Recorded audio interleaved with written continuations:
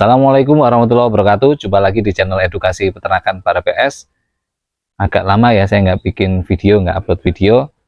Kebetulan kemarin lagi banyak acara, lagi banyak kegiatan, jadi saya belum bisa bikin video. Sekarang saya bikin video lagi, dan kemarin-kemarin banyak yang request tentang cara pembuatan kandang, minta di spill cara pembuatan kandang. Nah, di video kali ini saya spill untuk pembuatan kandang ayam petelur. Ikuti terus videonya sampai selesai dan jangan lupa subscribe channel.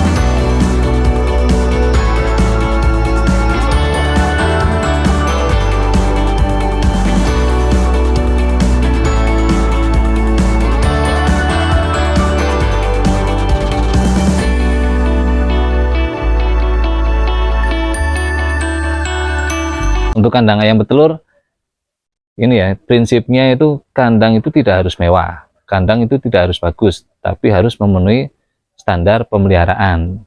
Kalau mewah bagus itu tergantung budget, tapi yang paling penting adalah kandang tersebut sesuai standar untuk pemeliharaan ayam petelur. Jadi standar tentang berapa panjangnya, berapa lebarnya, berapa tingginya, itu hal terpenting itu. Nah, kalau kualitas kandang itu sebenarnya tergantung budgetnya. Kalau misalnya peternak yang sudah lama beternak dan ada budget untuk bikin kandang yang sekalian bagus, bahannya, materialnya bagus, tidak masalah pakai kandang yang sekalian bagus. Tapi kalau untuk teman-teman peternak yang istilah budgetnya terbatas atau masih pemula, tidak harus kandangnya yang terlalu bagus. Yang penting sesuai dengan prinsip pemeliharaan untuk ayam petelur.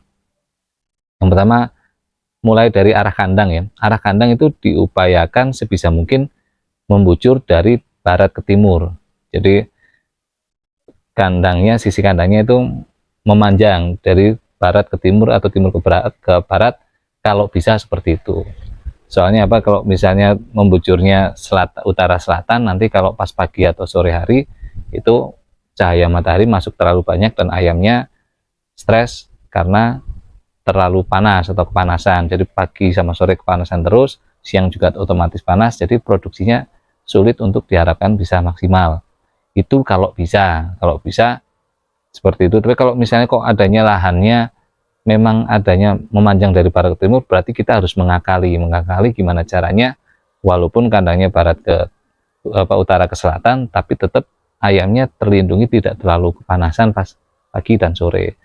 Bisa pakai atapnya yang agak lebih dipanjangkan ya. Kita kan juga harus melihat juga, jadi tiap kandang itu belum tentu sama ya, tiap lokasi belum tentu sama. Misalnya di lokasi yang memang utara selatan, tapi sebelah baratnya dan timurnya misalnya ada pepohonan yang lumayan rimbun, sehingga kalau pas pagi atau sore itu cahaya yang masuk ke kandang tidak terlalu banyak, berarti itu tidak masalah sebenarnya. Tapi beda cerita lagi kalau misalnya kandangnya di tengah sawah yang benar-benar tidak ada penghalangnya, berarti memang harus dikasih atapnya, sisa atapnya yang sebelah luar itu agak lebih panjang, biar nanti mengantisipasi panas tidak terlalu banyak yang masuk. Atau kalau memang kondisinya benar-benar panas terus, berarti kita bantu pakai paranet itu yang buat tanaman itu ya. Paranet itu bisa cukup membantu untuk dipasang di sisi kanan atau kiri kalau misalnya kandangnya memang membujurnya dari utara ke selatan, jadi sebisa mungkin barat ke timur. Tapi kalau misalnya kontur tanahnya tidak memungkinkan, ya masa ia mau dipaksakan juga nggak bisa. Nah, kita juga perlu melihat kanan kiri sirkulasi udaranya seperti apa, arah anginnya seperti apa, itu intinya tidak saklek seperti itu.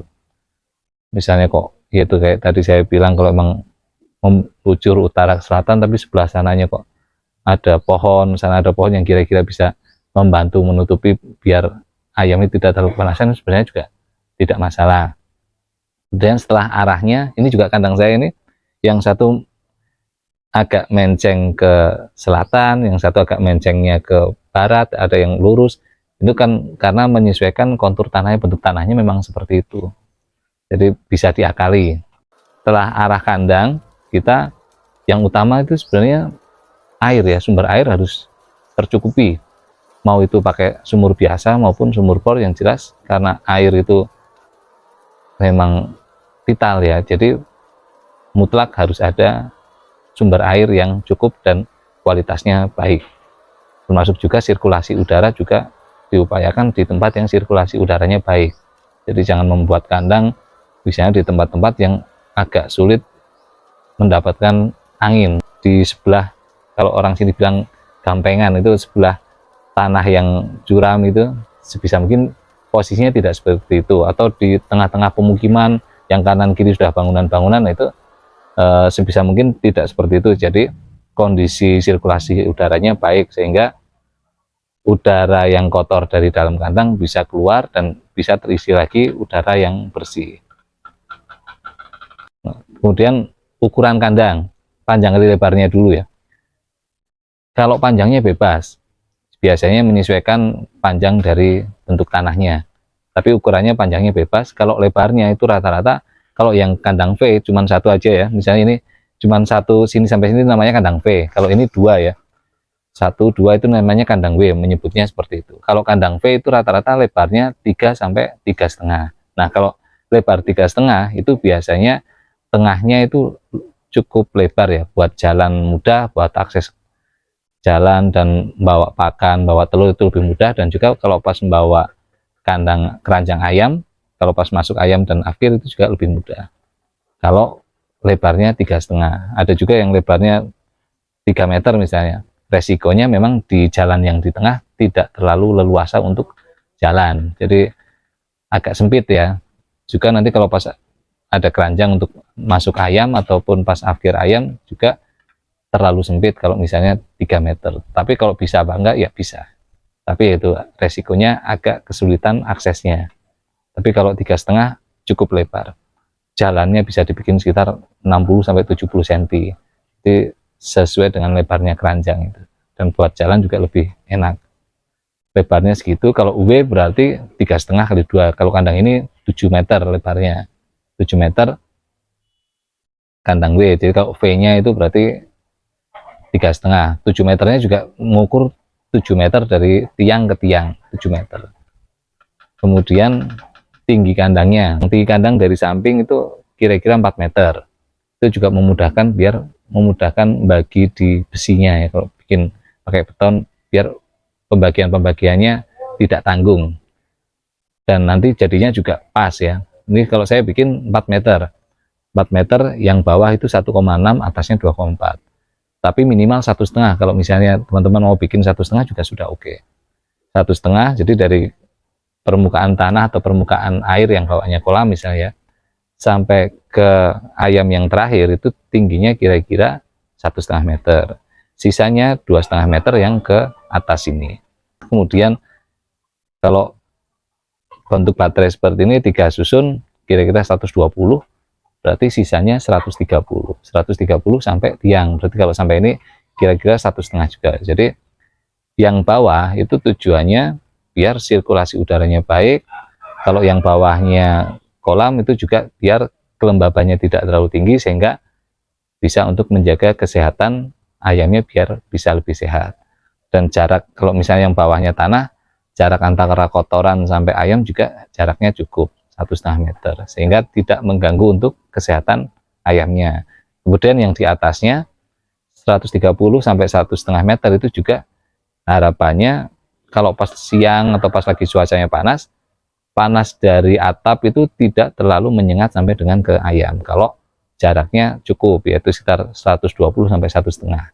Itu aman untuk ayamnya, jaraknya cukup, ayamnya tidak kepanasan. Dan juga bagian sampingnya yang sini ini bisa untuk sirkulasi udaranya juga jadi lebih baik. Karena ayam kan butuh udara dulu sebelum butuh Yang lain butuh udara, butuh air, baru butuh pakan. Sehingga menjamin udara yang berkualitas itu nomor satu. Jadi kita menjamin udara yang berkualitas, yang bawah sirkulasinya baik, jarak kotoran dan ayam tidak terlalu pendek sehingga tidak mengganggu kesehatan ayam, dan sirkulasi udara di atas juga di sininya baik. Itu rangkanya seperti itu. Kemudian ke atas ya, di atas atap ini kalau saya kebetulan pakainya genteng ya, karena di sini cuacanya cukup panas dan saya mau bikin yang kira-kira agak kuat untuk jangka waktunya agak lama, jadi saya bikin pakai genteng. Tapi teman-teman tidak harus pakai genteng, bisa pakai asbes, bisa pakai galvalum atau yang lain. Yang penting ukuran-ukurannya sama. Kelebihannya kalau pakai genteng memang lebih adem ya, di dalam ini lebih adem, lebih segar. Cuman kekurangannya agak lebih repot cara pembuatannya, konstruksinya harus kuat banget, dan di sisi biaya agak lebih mahal. Tapi kalau di dalamnya memang lebih sejuk. Terus atapnya kalau pakai galvalum atau asbes dibikin ada monitornya ya. Jadi ada monitor, artinya yang bertumpuk, atap bertumpuk gitu ya, dibikin ada monitornya sehingga memaksimalkan untuk sirkulasi udara. Kalau genteng memang tanpa ada monitor pun, genteng kan banyak lubangnya ya, jadi lubang-lubang di genteng itu cukup membantu sirkulasi udaranya bisa terjaga tetap baik. Saya pakai bahannya bambu ya, perpaduan antara bambu, kemudian tempat minumnya saya pakai pralon, tempat pakannya juga pakai pralon, terus tiang-tiang, kalau orang sini bilang EPK-nya ya, tiang-tiang EPK-nya pakai reng kayu dan bawahnya pakai besi. Lagi-lagi teman-teman nggak harus pakai bahan yang sama, mau pakai yang kawat ya atau galvanis juga boleh, mau pakai galvanis semua atau pakai bambu semua juga boleh, masing-masing ada kekurangan dan kelebihannya. Kalau saya kebetulan di sini saya banyak bambu ya, di sekitar kandang saya juga banyak bambu, saya jadi pakai bambu biar lebih efisien di biayanya. Kekuatan juga cukup kuat. Nah, kenapa bawahnya saya pakai ini ya, pakai kawat, karena untuk menjaga kebersihan kandang dan kebersihan telurnya. Jadi kalau bawahnya pakai kawat, itu kotorannya bisa langsung jatuh sehingga tidak ada kotoran yang menempel di kandang. Kemudian karena kotorannya jatuh, jadi telurnya pas keluar juga telurnya relatif bersih, jadi tidak perlu dibersihkan lagi, biasanya relatif bersih untuk telurnya kalau bawahnya pakai kawat seperti ini. Terus saya juga pakainya pralon, saya tidak pakai nipel. Yang ini juga tempat pakannya juga pakai pralon, masing-masing ada kurang dan lebihnya. Kalau pakai pralon seperti ini, kelebihan yang pertama lebih ekonomis ya, lebih murah memang. Terus yang kedua, bisa rutin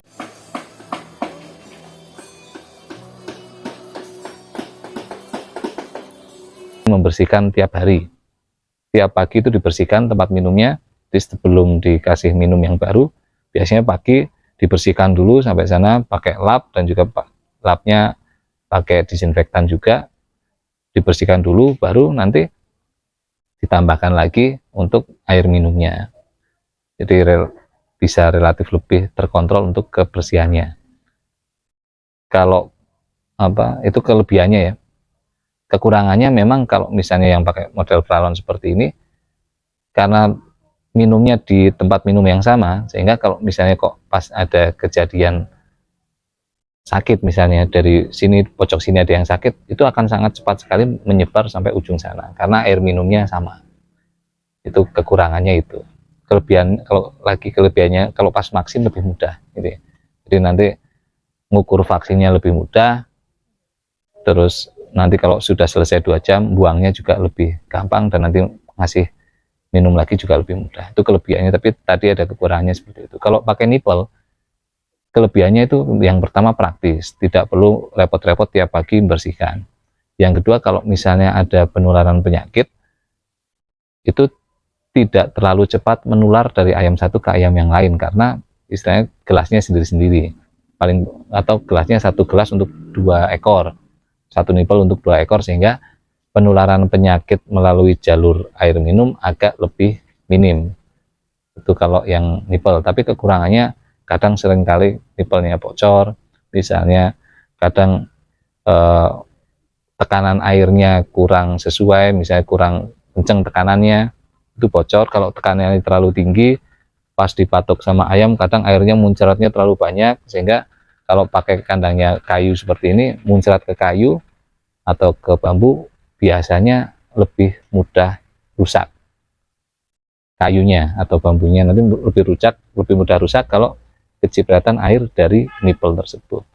Itu kekurangannya itu. Kalau pas vaksin juga agak susah, karena vaksin biasanya pakai double dosis, tapi air minumnya kalau nggak full itu biasanya nggak rapet. Kalau nggak rapet biasanya netes. Kalau terlalu kencang, terlalu full juga biasanya itu tadi nyibrat-nyibrat.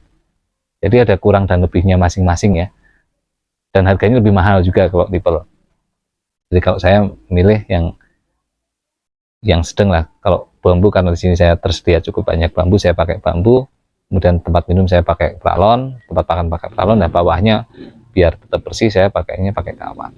Kemudian ukurannya ya, di kandang baterainya, kalau saya pakai ukurannya bisa dilihat seperti ini.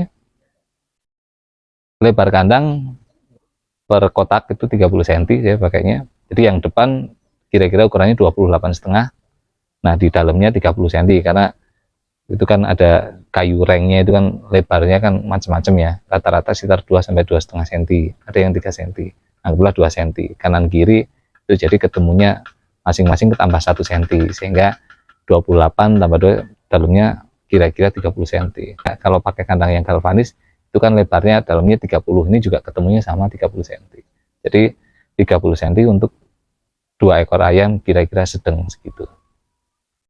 Nah konstruksi ininya saya bikin seperti ini, jadi ukurannya 40 kali 40, dan ini ada tiang sangganya, itu tujuannya biar lebih kuat ya, lebih kuat untuk menahan bebannya. Jadi ada tiang-tiang kayunya ini lebih banyak, sehingga diharapkan bisa lebih kuat di kandang baterainya. Cara membuatnya seperti ini, ukurannya 40-40, ini agak dimundurkan 10 cm 10 cm, jadi total lebarnya sini berarti 40 30 sama 30. Kalau tingginya sama 40 40 40. Itu tadi ukuran-ukurannya ya. Terus urutan-urutannya, urutan pembuatannya pasti yang pertama kita bikin sketsanya dulu ya. Kita bikin sketsanya, kandangnya mau arahnya seperti apa, kemudian jaraknya berapa, lebarnya berapa, panjangnya berapa, kita dibuat itunya dulu, baru dipasang tiang-tiang besinya. Setelah dipasang nanti dicor, kemudian bikin yang ininya dibikin, kemudian dibikin backcasting juga, kemudian dicor, kemudian bikin ini untuk tempat kandang baterainya. Ini saya bikin pakai dicor ya. Kenapa dicor? Sebenarnya bisa tidak pakai cor, bisa pakai kayu ya, atau kalau bahasa ini kayu kelapa ya, bisa pakai itu. Cuman pertimbangannya di daerah sini ini bebannya cukup tinggi dan sangat rawan sekali untuk melengkung. Jadi kalau nanti melengkung, yang jadi repot adalah pas air minumnya. Nanti air minumnya jadi, kalau posisinya melengkung ya, air minumnya jadi posisinya tidak tepat, dan nanti banyak yang tumpah. Nanti kalau banyak yang tumpah, nanti kandangnya cepat rusak. Sehingga yang bawah sini memang sengaja dibikin yang pakainya cor, sehingga ini relatif aman, tidak sampai melengkung karena pakai cor. Jadi sampai berapa puluh tahun ke depan kira-kira sih seharusnya tidak melengkung, jadi aman ya, nanti secara teknis tidak merepotkan. Setelah itu baru bikin tiang-tiangnya. Setelah bikin tiang-tiangnya, baru bikin untuk kerangka atapnya. Kerangka atapnya bisa pakai cor, bisa pakai baja ringan, bisa pakai kayu glugu. Atapnya lagi bisa pakai seng, bisa pakai kalvalum, bisa pakai asbes, dan juga bisa pakai genteng. Nah, setelah sampai atap semuanya, ini jadi kandang utamanya, kandang kerangka utamanya. Nah, setelah itu baru kita memasang untuk di kandang baterainya. Cara pemasangannya seperti ini, yang tadi istilahnya orang sini bilang EPK-nya sudah siap, sudah ada, dipasang caranya seperti ini. Yang sebelah atas dipakukan ke kayu yang atas ini, yang sebelah bawah dipakukan ke yang tadi dibuat untuk tatakan bawahnya. Dipaku seperti ini, dipasang semua. Setelah itu dipasang untuk rengnya. Kalau pas di sini ini rengnya ya, ini rengnya baru dipasang semuanya. Ukur-ukurannya seperti ini. Kalau saya seperti ini ya, jadi mungkin beda-beda. Oh ya, tadi biar mudah, biar bisa buat jalan, terus setelah bikin yang tatakan bawah itu terus dibuat jalan. Jadi kalau biar teknisnya mengerjakan kandang lebih mudah ya, dibikin jalannya dulu biar nanti untuk mondar mandir lebih enak ya, sudah ada jalannya. Lebarnya ini kan lebar jalannya 90 cm. Jadi tadi kan 3,5, lebar jarak antara dua tatakan bawah ini 90 cm. Dan ini kira-kira pas posisinya juga seperti ini. Harapannya kalau posisinya seperti ini, nanti kotoran juga akan lebih bersih, karena kotoran tidak ada yang nyantel di sini, jadi kotorannya jatuh semua. Jadi kandangnya relatif bersih dan lebih mudah membersihkannya. Kalau masang EPK seperti ini, kemudian dipasang reng-rengnya, masangnya seperti ini, jaraknya kira-kira segini ya. Kenapa segini? Saya biasanya pertimbangannya biar ayamnya sekalian bisa keluar atau sekalian tidak bisa keluar, karena kalau tanggung nanti biasanya kadang ada ayam yang kepalanya tanggung di luar, pas kaget dia buru-buru masuk dan kecantel di lehernya. Ini hal teknis banget ya, tapi kalau pengalaman di kandang, kalau pas awal-awal terutama, biasanya kandang yang ininya belum memperhitungkan sampai hal seperti itu, biasanya sering terjadi seperti itu.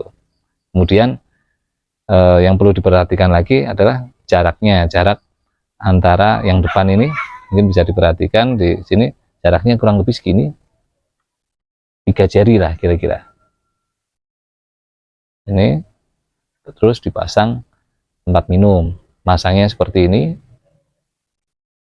Kemudian bawahnya sini kan ada pasang lagi, di baliknya ini kan ada bambu ya, dan ini dipasang ini, dan jarak antara bambu ini sama ini sekitar kurang lebih 4 jari. Nah, bawahnya lagi kira-kira di bawah sini juga jaraknya sekitar segini. Nah, kalau jarak segini itu kalau pas ayam pulet, ayamnya kan masih kecil. Kalau ini terlalu lebar, biasanya gampang keluar dari sini atau keluar dari sini. Jadi kalau ukuran segini, ayam mudah minum, mudah makan, tapi tidak bisa keluar. Itu pertimbangannya seperti itu.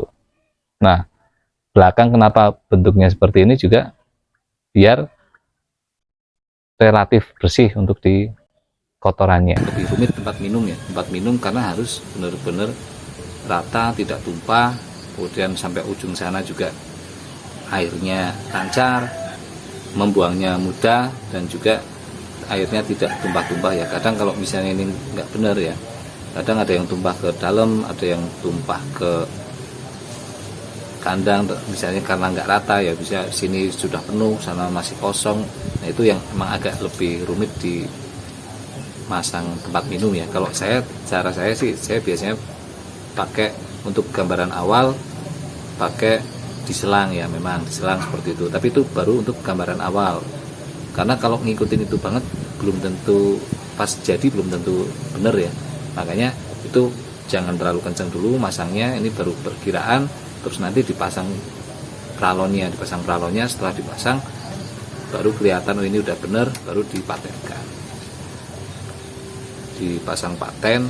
Dan kalau saya cara masangnya seperti ini biar airnya tidak mudah tumpah ke kandang, jadi kandangnya tidak mudah rusak.